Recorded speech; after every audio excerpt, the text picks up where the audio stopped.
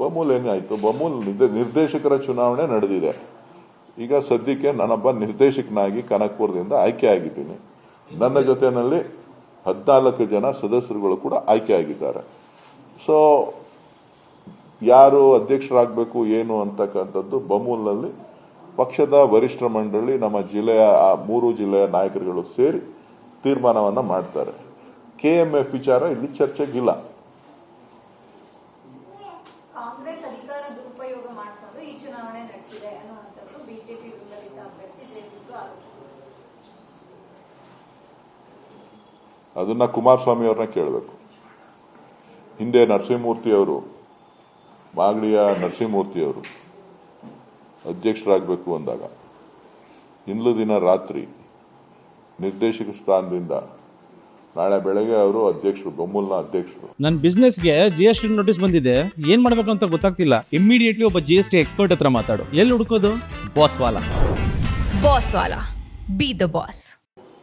ಇಂದು ದಿನ ರಾತ್ರಿ ಬೆಳಗ್ಗೆ ಹೋಗಿ ನೋಡಿದ್ರೆ ಅವರ ಅಧ್ಯಕ್ಷರೇ ಇಲ್ಲ, ನಿರ್ದೇಶಕರೇ ಇರಲಿಲ್ಲ. ಸೊ ಹಾಗಾಗಿ ಆ ಪರಿಪಾಠ ಪ್ರಾರಂಭ ಆಗಿದ್ದು, ಶುರು ಆಗಿದ್ದು, ಅದು ಕಲ್ತಿರೋದು ಅವ್ರ ಪಕ್ಷದವರಿಂದಾನೆ, ಅದು ಅವ್ರ ನಾಯಕರಿಂದಾನೆ, ಅದು ಅವ್ರಿಗೆ ಚೆನ್ನಾಗಿ ಗೊತ್ತಿದೆ. ಅನ್ಯಾಯ ಆಗಿರೋದು ಕಾಂಗ್ರೆಸ್ ಅವರಿಂದ ಅಲ್ಲ, ಜನತಾದಳದವರಿಂದ, ಬಿಜೆಪಿಯವರಿಂದ ಅನ್ಯಾಯ ಆಗಿದೆ ಜಯಮುತ್ತುಗೆ ಹೊರತು ಬೇರೆ ಯಾರಿಂದನೂ ಅಲ್ಲ. ಸರ್ಕಾರ 2 ವರ್ಷ ಆಗಿರೋದಕ್ಕೆ ಬಿಜೆಪಿ ಒಂದು ಆರೋಪ ಪಟ್ಟಿ ರಿಲೀಸ್ ಮಾಡಿದೆ. ಏನೇನಾಗಿದೆ, ಏನೇನು ಬೆಲೆ ಏರಿಕೆ ಆಗಿದೆ, ಅದರ ಮೇಲೆ ಸರ್ಕಾರ ಈಗ ಮಾನದಂಡ ಮೊಕದ್ದಮೆ ಹಾಕಲಿಕ್ಕೆ ಸೂಚನೆ ಕೊಟ್ಟಿದೆ ಅಧಿಕೃತವಾಗಿ. ಅಂದ್ರೆ ಬಿಜೆಪಿ ಸುಳ್ಳು ಆರೋಪ ಮಾಡಿದೆ, ಸುಳ್ಳು ಪ್ರಚಾರ ಮಾಡಿದೆ. ಈ ಕಾನೂನಾತ್ಮಕ ಹೋರಾಟ ಅಗತ್ಯ ಇತ್ತ? ಯಾಕಂದ್ರೆ ಪೊಲಿಟಿಕಲಿ ಆರೋಪಗಳು, ಪ್ರತ್ಯಾರೋಪಗಳು ಸಹಜ.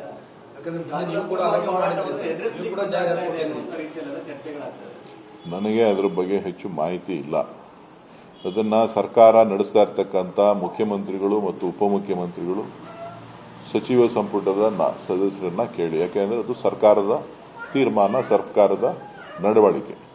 ಸೊ ಅದ್ರ ಬಗ್ಗೆ ಅವರು ಗಮನ ಸೆಳೆದು ಅವರ ಹತ್ರ ಉತ್ತರ ಪಡೆಯೋದು ಸೂಕ್ತ. ಯಾಕಂದ್ರೆ ಸರ್, ನೀವು ವಿರೋಧ ಪಕ್ಷದಲ್ಲಿದ್ದಾಗ ಹೋರಾಟಗಳನ್ನು ಮಾಡಿದ್ರಿ, ಪಾದಯಾತ್ರೆಗಳಿಗೂ ಮಾಡಿದ್ರಿ ಅಭಿವೃದ್ಧಿ ಅನ್ನುವಂಥ ವಿಚಾರವಾಗಿ. ಸೊ ಈಗ ಆ ಉಲ್ಟಾ ವಿರೋಧ ಪಕ್ಷವನ್ನ ಬ್ಲೇಮ್ ಮಾಡಿ ಈಗ ಕೇಸ್ ಹಾಕ್ಸುವಂಥದ್ದು ಎಷ್ಟು ಮಟ್ಟಿಗೆ ಸರಿ? ಇಲ್ಲ, ಒಬ್ಬೊಬ್ಬರ ಚಿಂತನೆಗಳು ಒಬ್ಬೊಬ್ಬರ ವ್ಯವಸ್ಥೆಯಲ್ಲಿ ಇರ್ತದೆ. ಇದು ಪ್ರಜಾಪ್ರಭುತ್ವ ವ್ಯವಸ್ಥೆ. ಪ್ರಜಾಪ್ರಭುತ್ವ ವ್ಯವಸ್ಥೆನಲ್ಲಿ ಪ್ರಜಾಪ್ರಭುತ್ವ ಜಾಸ್ತಿ ಆಗಿದೆ, ಏನ್ ಮಾಡಕ್ಕಾಗಲ್ಲ.